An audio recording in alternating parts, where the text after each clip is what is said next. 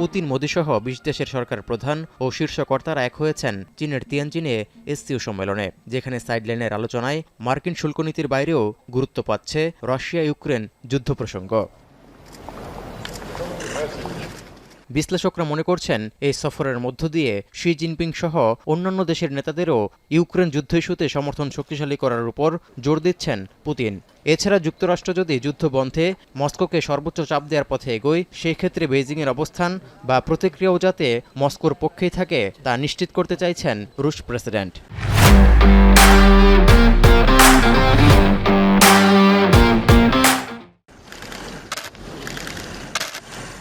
দ্বিপক্ষীয় সম্পর্ক আরও জোরালো করার অংশ হিসেবে সাংহাই সম্মেলনের শেষে দ্বিতীয় বিশ্বযুদ্ধ সমাপ্তির ৮০তম বার্ষিকী উপলক্ষে বেইজিংয়ের একটি সামরিক কুচকাওয়াজেও অংশ নেয়ার কথা রয়েছে পুতিনের।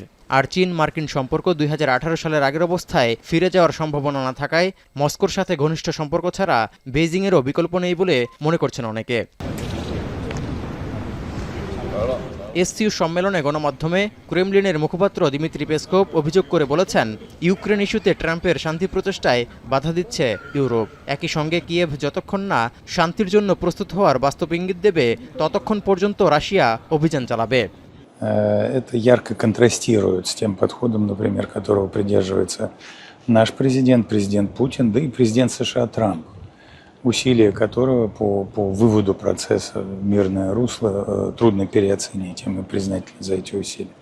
রাশিয়া বারবার শান্তি আলোচনার জন্য প্রস্তুতির কথা বললেও সম্প্রতি ইউক্রেনের ভূমি দখলে আক্রমণের মাত্রা বাড়ানোয় ইউক্রেনের ইউরোপীয় মিত্ররা মনে করেন আদতে শান্তি চাইছেন না পুতিন।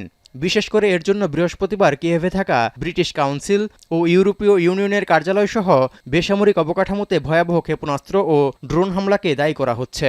ফলে রাশিয়াকে থামাতে ঐক্যবদ্ধ বল প্রয়োগের বিকল্প নেই বলে মনে করছেন ইউরোপীয় নেতারা। We have no illusions. Russia can be stopped only by force, only by unitedness, force. No, nothing else. Politeness for them is weakness, so they will exploit it. So sanctions, which they say aren't working, but they don't like.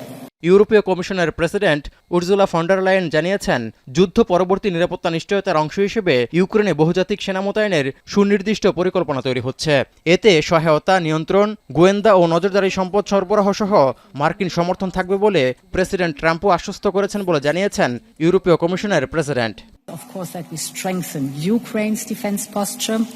It is our long-term new modern European budget that the Commission has just proposed.